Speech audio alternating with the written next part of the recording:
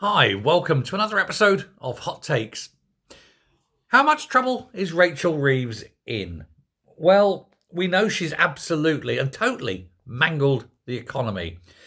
So far and so badly has she done so that she's actually trying now to subtly, in fact, not so subtly, reverse ferret.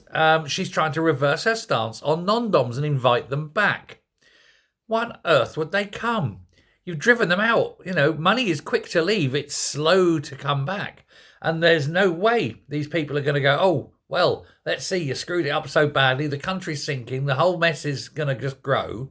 Yeah, I think I'll keep my money out of the UK because I don't want to lose it as the UK sinks into the mire. But now, finally, she's seeing the mess she's made and she's trying to do something about it. But of course, far too late. Far too little, far too late. 10,800 non-doms gone. All that money never appearing again.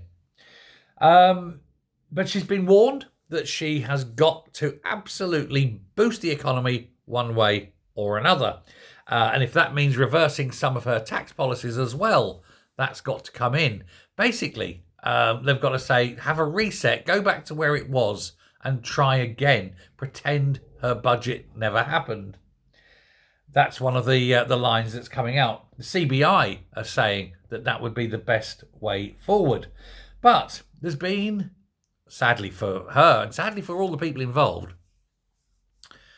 a massive collapse in business output and confidence.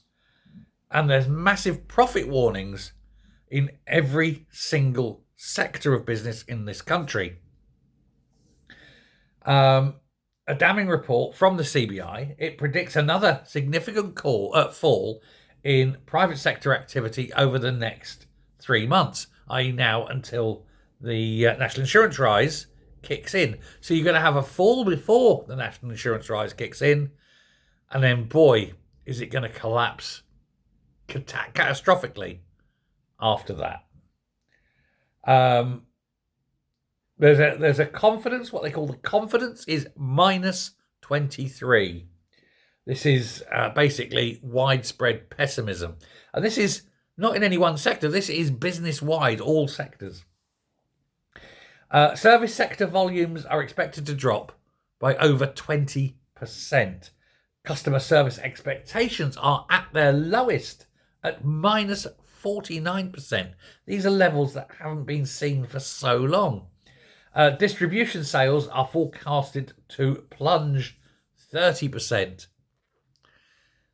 30% sales drop-off means massive unemployment, businesses collapsing everywhere. The high streets will look bereft. Now, a CBI spokesperson said, and I will quote, after a grim lead-up to Christmas, the new year hasn't brought any sense of renewal, with businesses still expecting a significant fall in activity. Anecdotal evidence suggests that companies are being hit by lackluster demand and caution among consumers, while also continuing to adjust to measures announced in the budget. Anecdotes suggest that companies are being hit by caution among consumers, and that they're also continuing to adjust to measures that are beyond their control. There is an urgent need to get momentum back into the economy. Well, yes, there is, but what can she do? I mean, short of admitting that she's made so many mistakes and reversing them, which, given the ego of these people, given their psyche, they just can't do, she's got to just hope that magic happens, that something happens that will revive the economy. Well, there is one thing that she can do. She can quit and take the rest of them with them. We'll have another general election. Short of that, there's no hope, is there? A separate report by a company called EY Parthenon that reveals that 1 in 5 UK-listed companies has issued a profit warning. 20% of all companies issuing profit warnings. Not that just profits are just ticking along or slightly lower, but an actual profit warning. This is a crisis level only surpassed during COVID which everyone could understand, and the 2001 dot-com crash. Pressure is mounting on Reeves to reverse course and to reverse her taxation decisions.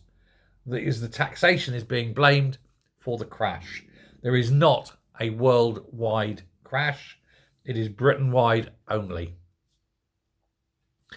And that means it's her. You cannot blame the Tories. When Labour came into power, the economy was growing, inflation was down, interest rates were down. Labour come in, and it's all gone to shit. This is not a Tory issue, is it? This is a Rachel Reeves issue. And as we've said before, this is what happens when you employ morons who lie on their CV.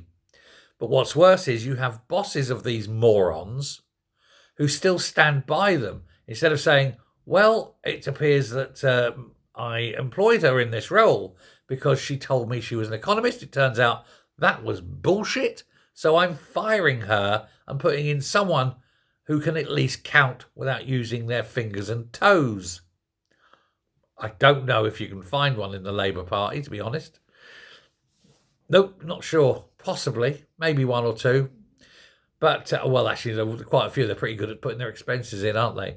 But that's the trouble, though. They've got no one of any talent or skill. None of them have ever run a business. What do they know? They haven't got a Scooby-Doo. And with the economy crashing around their ankles, with the arrogance of a party that won't admit it got anything wrong or change course, because even changing course slightly would indicate, oh, we got this one wrong. We are foundering. We are aimed and sailing very quickly towards a very rocky shore. And this country will sink. It's already sinking. And unless we change direction very, very quickly, it's unavoidable. There's going to be millions, and I mean millions more people unemployed. And that fall in tax take means that A, the money isn't coming in, and B, with the explosion in benefits, borrowing is going to have to go through the roof. The borrowing is already expensive. I don't know why people keep voting Labour. Never, ever in history have a Labour government left power and left Britain richer. Always left Britain poorer. But this time, they've outdone themselves spectacularly. Thanks very much. Bye.